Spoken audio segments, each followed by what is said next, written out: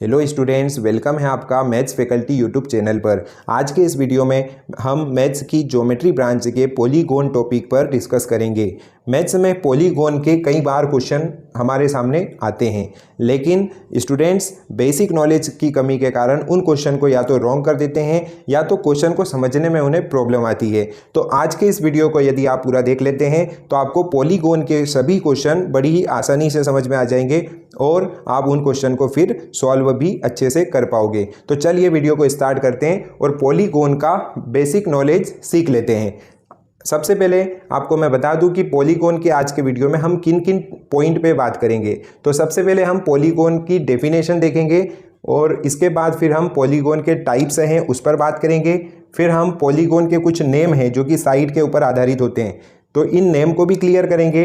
और लास्ट में हम प्रॉपर्टीज़ देखेंगे पॉलीगॉन से रिलेटेड। ये 5 प्रॉपर्टी पॉलीगॉन के क्वेश्चन बनाने में बहुत ही यूज़फुल होती है, तो इन प्रॉपर्टीज़ पर भी बात करेंगे। तो चलिए इस वीडियो को स्टार्ट करते हैं और पॉलीगॉन के बारे में सीख लेते हैं।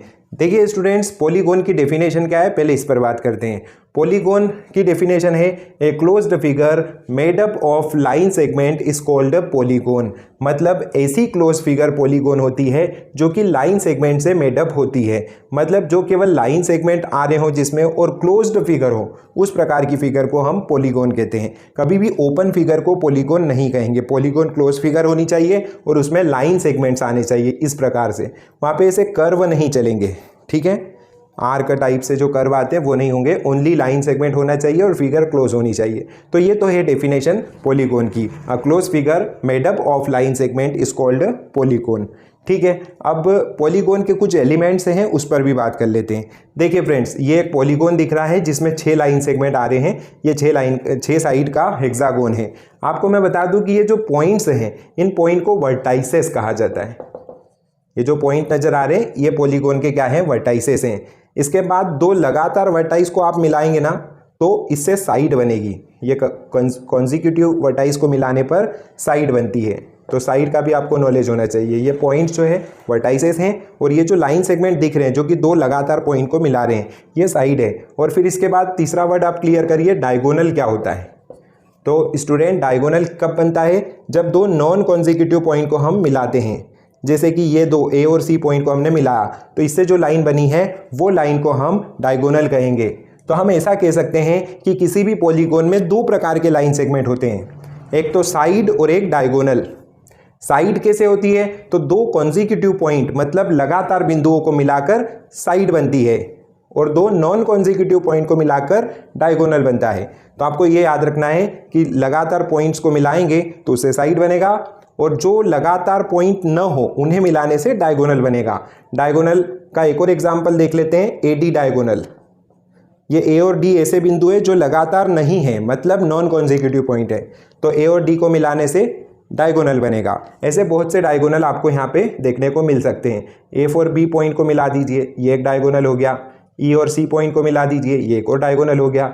ई और ए पॉइंट को मिला दीजिए, एक और डायगोनल मिलेगा। इस प्रकार से हमें डायगोनल मिलते हैं, ठीक है। तो आप ये 3 वर्ड अच्छे से सीखे होंगे। पॉलीगॉन में ये तीनों टर्मिनोलॉजी, तीनों एलिमेंट के बारे में आपको क्लियर होना चाहिए। ये पॉइंट जो है वो वर्टाइस कहलाते हैं। कॉन्जिक्यूटिव पॉइंट को मिलाओगे तो उससे साइड बनेगा और नॉन कॉन्जिक्यूटिव पॉइंट को मिलाने से डायगोनल बनेगा। इतने 3 वर्ड आपको क्लियर रखने हैं स्टूडेंट्स। इसके साथ साथ एक और आपको वर्ड क्लियर रखना है एंगल के बारे में। एंगल से रिलेटेड पॉलीगॉन में 2 वर्ड आते हैं।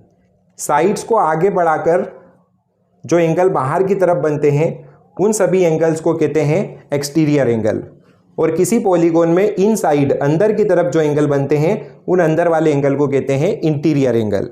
तो आपको ये 2 वर्ड भी याद रखना है पॉलीगॉन में। बाहर की तरफ बनने वाले सभी एंगल एक्सटीरियर एंगल और इंटीरियर में बनने वाले सभी एंगल पॉलीगॉन के इंटीरियर एंगल कहलाते हैं। तो आपको ये 5 वर्ड अच्छे से क्लियर होना चाहिए। वर्टाइस, इसके बाद साइड, इसके बाद डायगोनल और एक्सटीरियर एंगल और इंटीरियर एंगल। जितनी साइड होती है पॉलीगॉन की उतने उसमें इंटीरियर एंगल होते हैं और उतने ही उसमें एक्सटीरियर एंगल होते हैं। तो ये इतने वर्ड आपको क्लियर होने चाहिए पॉलीगॉन टॉपिक को समझने के लिए। तो ये तो हमने डिस्कस कर लिया पॉलीगॉन की डेफिनेशन के बारे में और पॉलीगॉन के क्या क्या एलिमेंट्स हैं उस पर भी हमने बात कर ली। अब हम बात करते हैं पॉलीगॉन के कितने टाइप्स होते हैं। तो स्टूडेंट्स पॉलीगॉन के बेसिकली 4 टाइप होते हैं जो कि आप नेम देख रहे हो यहाँ। सबसे फर्स्ट टाइप होता है रेगुलर पॉलीगॉन, सेकंड होता है इरेगुलर पॉलीगॉन, थर्ड होता है कॉन्वेक्स पॉलीगॉन और फोर्थ टाइप होता है इसका कॉनकेव पॉलीगॉन। तो आइए वन बाय वन इन चारों टाइप के बारे में सीख लेते हैं। रेगुलर पॉलीगॉन क्या होता है आइए इस पर बात करते हैं। तो ऐसा पॉलीगॉन जिसकी ऑल साइड इक्वल होती है और ऑल एंगल भी इक्वल होते हैं, मतलब ऑल साइड इक्वल और ऑल एंगल इक्वल वाला पॉलीगॉन रेगुलर पॉलीगॉन कहलाता है। आप यहाँ देख पा रहे हो, यहाँ पर 4 साइड है और 4 साइड की लेंथ आपस में इक्वल है, इसलिए इसे रेगुलर पॉलीगॉन कहेंगे। आइए अब हम इरेगुलर पॉलीगॉन की बात करते हैं। रेगुलर का जस्ट अपोजिट इरेगुलर हम कह सकते हैं। रेगुलर में ऑल साइड इक्वल होती है, इरेगुलर में ऑल साइड इक्वल नहीं होती है, मतलब ऐसा पॉलीगॉन इरेगुलर होता है जिसकी ऑल साइड इक्वल न हो। आप देख पा रहे हो यहाँ पर ये 2 इक्वल हो सकती है लेकिन 4 साइड आपस में इक्वल नहीं है, इन साइड की लेंथ डिफरेंट है, इसलिए इसे क्या कहेंगे हम इरेगुलर पॉलीगॉन। तो रेगुलर इरेगुलर पॉलीगॉन को साइड्स इक्वल और नॉट इक्वल के आधार पर हम समझते हैं। आइए नेक्स्ट बात करते हैं कॉन्वेक्स पॉलीगॉन। तो स्टूडेंट ये जो थर्ड टाइप है कॉन्वेक्स पॉलीगॉन और फोर्थ टाइप है कॉनकेव पॉलीगॉन, ये दोनों टाइप डायगोनल के ऊपर आधारित होते हैं। मतलब इनकी डेफिनेशन समझने के लिए आपको डायगोनल का नॉलेज अच्छे से क्लियर होना चाहिए। तो मैंने इससे पहले बताया था कि 2 नॉन कॉन्जिक्यूटिव पॉइंट को मिलाने से डायगोनल बनता है, मतलब ऐसे 2 बिंदु जो लगातार नहीं है उनको मिलाओगे तो बनेगा डायगोनल।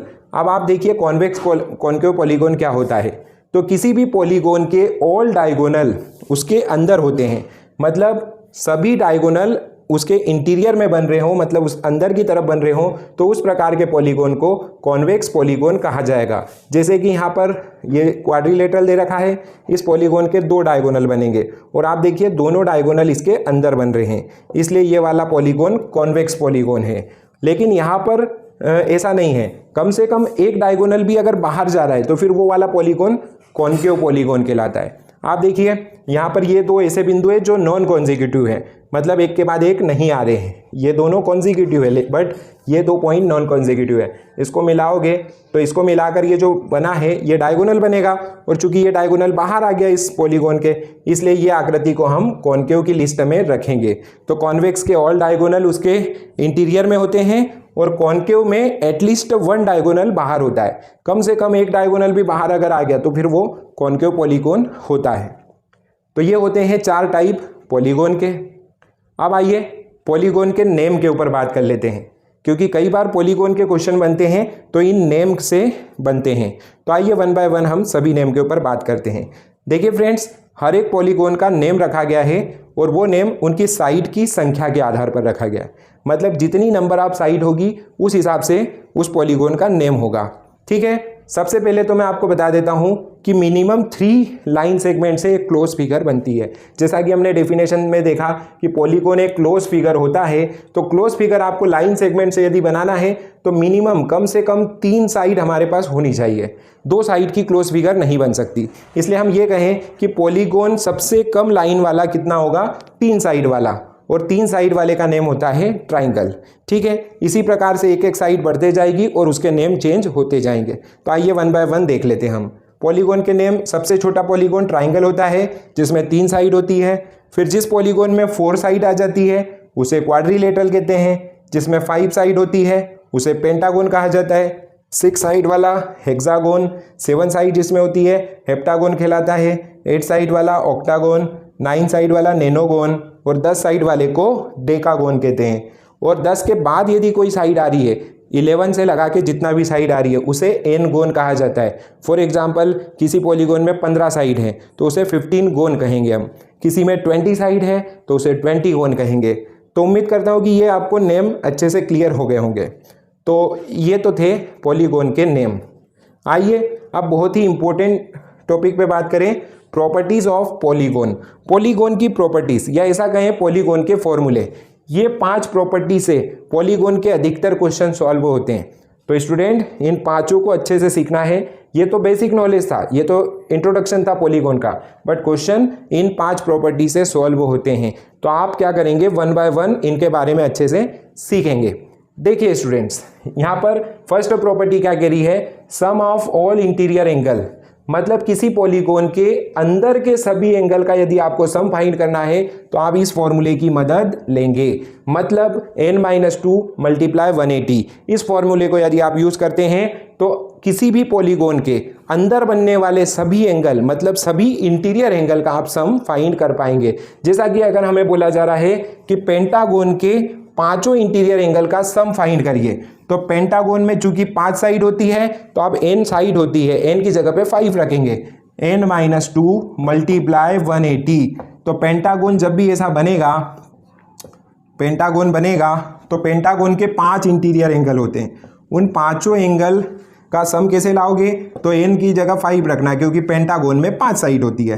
तो 5 - 2 हो जाएगा, फिर यहाँ 5 - 2 कितना होता है 3, और 3 का इसमें इंटू करेंगे 180 में, तो कितना आएगा 540 डिग्री आ जाएगा। तो ये पांचों एंगल को मिलाकर कितना बनेगा स्टूडेंट्स, 540 बनेगा। 540 डिग्री पांचों इंटीरियर एंगल का सम हो जाएगा। इसी प्रकार से डेकागोन का पूछा जाए तो n की जगह आप 10 रख दीजिए, ऑक्टागोन का पूछा जाए n की जगह पे 8 रख दीजिए क्योंकि ऑक्टागोन में 8 साइड होती है। ऐसे आप किसी भी पॉलीगोन की साइड की यहाँ संख्या रखते हैं तो उसके अंदर के सभी एंगल का आपको सम इस फर्स्ट फॉर्मूले से मिल जाता है। तो उम्मीद करता हूँ ये फर्स्ट फॉर्मूला आपको अच्छे समझ में आ गया होगा, बहुत आसान है, n-2 मल्टीप्लाई 180। आइए सेकेंड प्रॉपर्टी की बात करते हैं। सेकेंड प्रॉपर्टी ये कहती है sum of all exterior angle is equal to 360 degree. मतलब सभी एक्सटीरियर एंगल का सम हमेशा 360 डिग्री होता है, वो चाहे पेंटागोन हो, डेकागोन हो, ऑक्टागोन हो, सभी के बाहर वाले एंगल का सम हमेशा क्या होता है 360 होता है। मतलब इस एंगल को, इस एंगल को, इसे और इसे, इन सभी को ऐड करोगे तो आपको इन सभी एक्सटीरियर एंगल का सम हमेशा कितना मिलेगा 360 डिग्री मिलेगा। तो याद रखें अंदर वाले सभी एंगल का सम 360 नहीं होता है, n-2 इंटू 180, उस फॉर्मूले में n नंबर ऑफ साइड की वैल्यू रख के सभी इंटीरियर एंगल का सम आता है, लेकिन बाहर के सभी एंगल का सम हमेशा 360 होता है। वो फिर चाहे ट्राइंगल हो, क्वाड्रिलेटरल हो, पेंटागोन हो, कोई सा भी पॉलीगोन हो, है ना, ऑल एक्सटीरियर का सम 360 होता है। आइए अब हम थर्ड पॉइंट की बात करते हैं। थर्ड में एक्सटीरियर एंगल फाइंड करने का फॉर्मूला है, एक्सटीरियर एंगल इक्वल टू होता है 180 माइनस इंटीरियर एंगल। स्टूडेंट्स कई बार ऐसा होता है हमारे सामने किसी क्वेश्चन में हमें एक्सटीरियर एंगल लाने की ज़रूरत पड़ती है।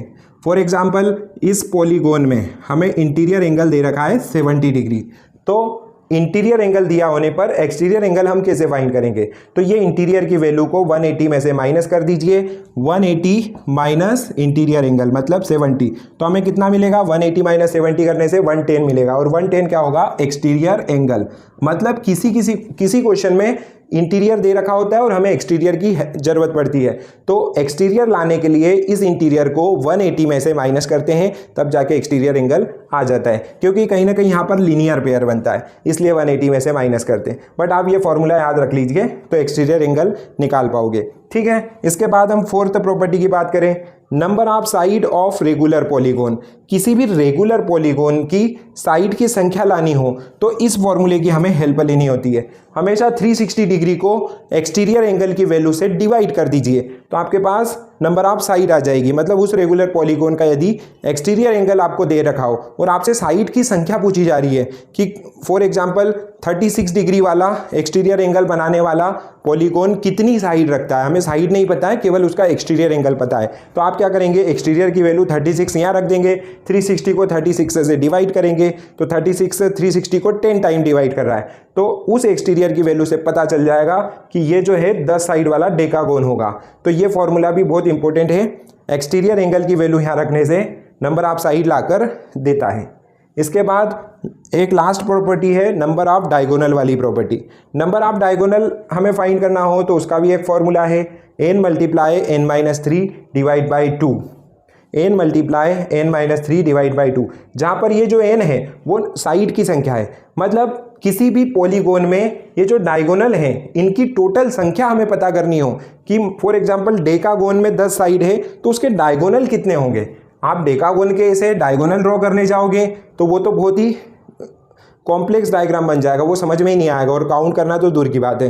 तो फिर आपको ये फॉर्मूले की मदद लेना है। आप n की जगह अगर डेकागोन के डायगोनल की संख्या लाना चाह रहे हो, n की जगह पे 10 रख दीजिए, 10 रख के उसे सॉल्व करिए। देखिए n इंटू n माइनस 3/2 ये फॉर्मूला है डायगोनल की संख्या लाने का। तो हम क्या करेंगे, n की प्लेस पर 10 रख देंगे, 10 माइनस 3 मतलब 7 और डिवाइड में 2, तो ये 5 टाइम कटा, 5 7 जा कितना होता है 35।